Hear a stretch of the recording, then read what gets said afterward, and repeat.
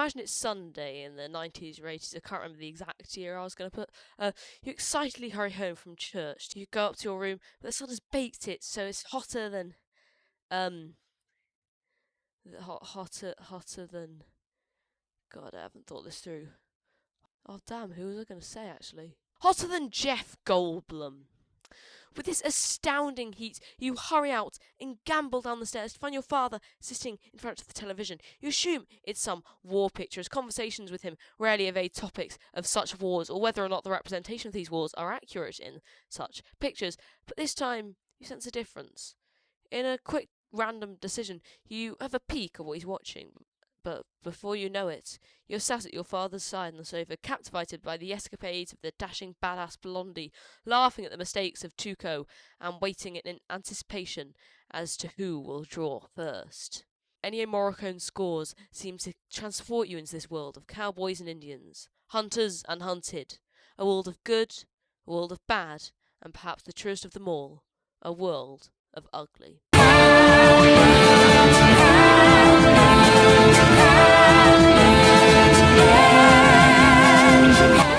I decided to watch the extended edition of the 1966 film The Good, the Bad and the Ugly, or as a Yorkshireman would say, "It's good, it's bad and it's ugly." It was completely on a whim, and by Jove I'm glad I did, because with no exaggeration, this film is a masterpiece. The unlikely duo of the enigmatic man with no name, or Blondie, as we come to know him, and Tuco, travelling through war-torn America while racing the cold-hearted Angel Eyes to a grave containing $2,000 is a sight I hope never to be forgotten. None of this is to mention the beautiful cinematography, acting and soundtrack, but I shan't spoil it for you. Once you finish this video, go watch it. But that's not what this video is about. The Good, the Bad and the Ugly was one of so many westerns, yet now you get maybe a western every 2 years. But why is this? If you were to go back in time, westerns were dominating. So what happened? Most importantly of all, are westerns dead? In this video I hope to cover that topic, but to understand why westerns are dead, we need to understand why there were so many of them, and for that we need to look at the Golden Age. Not everyone knows that The Good, the Bad and the Ugly was one of many westerns at the time. More specifically, it was a spaghetti western, which the title bestowed upon westerns written by Italians and predominantly filmed in Europe. While the 40s to 60s are considered the golden age of westerns, they were still making tons of western stuff up until the 80s to 90s. Every Sunday afternoon here in the UK, Channel 4 would show a war picture or a western. If a studio needs something out, they'd make a western. The reasoning behind this wasn't as interesting as one would think, however. Westerns were seen as cheap and easy to produce. You just needed some decent costumes, a desert, and if you wanted, a random old town with some cheap flaky signs saying saloon and Bill's gun shop. But like I said, all the latter was optional. Part of the beauty of westerns to me is that they can be anything. A western can be about a town defending against Mexicans. It can be about a group robbing a stagecoach. I mean, heck, it doesn't even have to be about cowboys. For a few dollars more, and The Good, the Bad and the Ugly, as far as I'm aware, they don't mention cowboys once. The only thing making it be a western is its setting. It's set in the Wild West. And I believe this is the reason that other genres, such as sci-fi and fantasy, appeal to us too.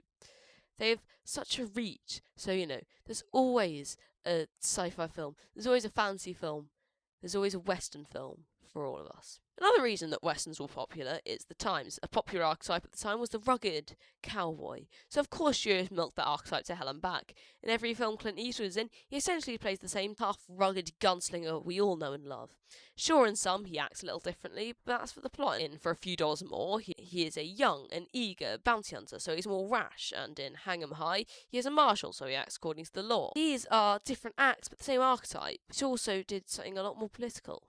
It drummed up fear. All of these films came out during the Cold War, and viewers could only draw parallels between these films and their lives. The natives or outlaws were dangerous, relentless, and foreign to the American way of life, mirroring the perceived omnipresence of the Soviets. In several films, battle-weary soldiers made young men stop waiting in glee for the battlefield, but praying that they would never have to become one of those unfortunate souls, either gunned down on the battle or live the rest of their lives in trauma. And they didn't know which was worse. Another presented issue was the portrayal of the army. In The Good, the Bad and the Ugly, Tuco and Blondie find a frontier of the American Civil War, and they see not a group of well-dressed patriots, but a rowdy bunch of alcoholics who don't wish to win the battle for their country, but rather win the battle so they can drink more beer. Finally comes the last of the reasons, and that is the setting of some of the films. The Magnificent Seven focus on a group of 7 defending a town, and this was the scary part. They saw themselves not the dashing, gunslinging heroes, but the weak, defenceless townies, and they saw the Russians and their attackers. And then came the question, what if that happens to them? But there is no Magnificent Seven to save them. The downfall. Of course, controversy almost never ends well, and after the Vietnam War, morals began to change, and this fear tactic began to be frowned upon. Now you might be thinking, but Halbert's Edge, you said that Western stuff was still being made up until the 80s to 90s, and you'd be right. But note that I said Western stuff due to the rise of home televisions, you see. Families could watch serialised cowboy shows, and they didn't have to go to the cinema, or when they did, it wasn't to see Westerns anymore.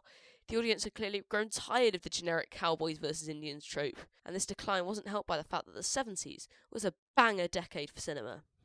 If people went to the cinema, it was to see Jaws, The Godfather, The Exorcist, and then the final nail in the coffin.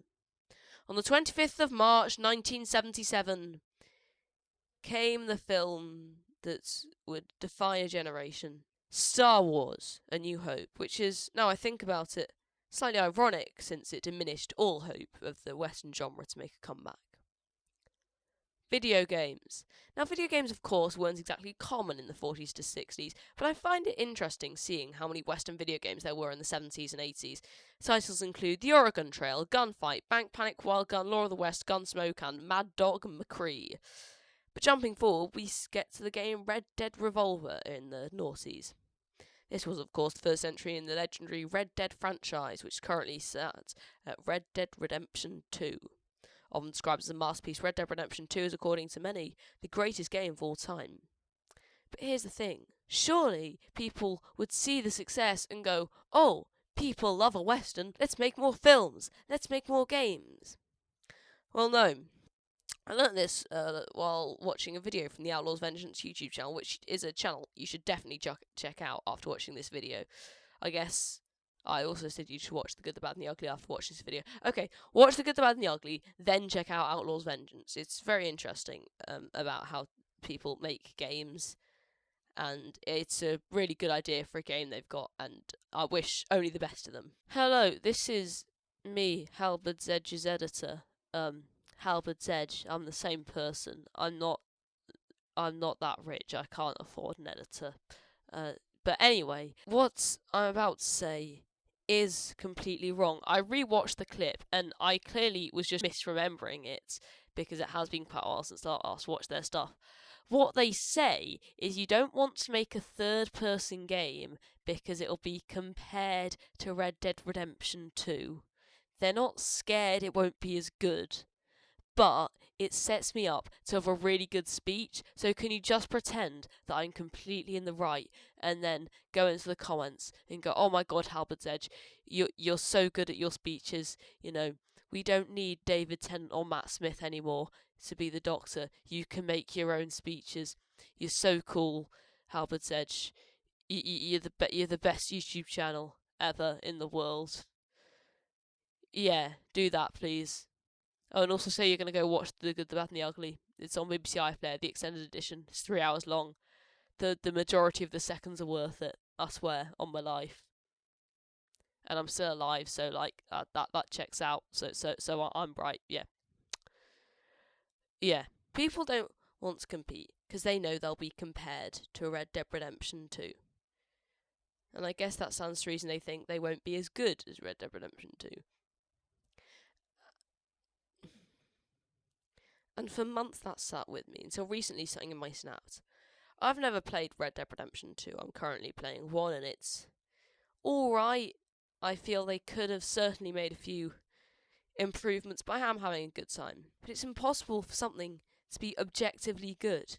Sure, it might be compared to Red Dead Redemption 2, but no one will ever go, you can never beat Red Dead Redemption 2. There will always be someone who doesn't like Red Dead Redemption 2. That Western game you make might be the perfect game for them. We need more Western games, and if that's the reason we have none.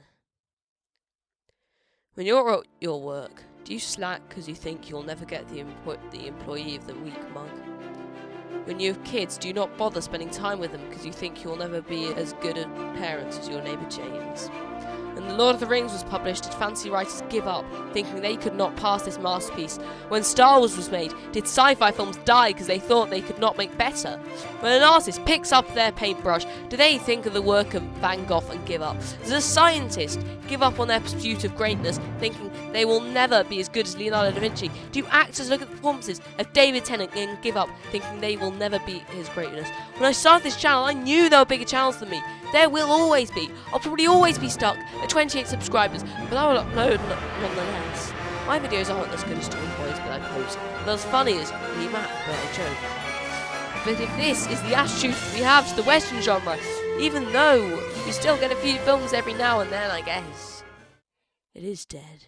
Quick disclaimer, I know that's a really bad argument, but I kind of just really wanted to do a big speech. I watched the Tony Boyer video about the Garfield films again, and I was like, oh, he did a big speech. That's cool. I want to do a big speech. So I did a big speech. Yeah. Are you proud of me? Thank you for being proud of me. I hope you are. Anyway. Announcements! Now, you can see here in the background the new game I'm playing. This is Outlaws plus a handful of missions. This is a 90s shooter, and after I finish the DLC, which I'm 2 levels away from doing so, I will launch a new series. I will roleplay this game as my own characters, but it won't be playing the game in a linear fashion with the story it's set out for me. I shall be handpicking levels which best represent where my character is in life. I've also got some new games you may have noticed, some Call of Juarez in the background. Well, if you want to see me playing that, drop a comment. I also bought Kenshi, so if you want to see me playing that, then tell me. And tell me if you want to see more commentary stuff like this. I always wanted to make a commentary video. But until then, remember, you are... just a dirty son of a...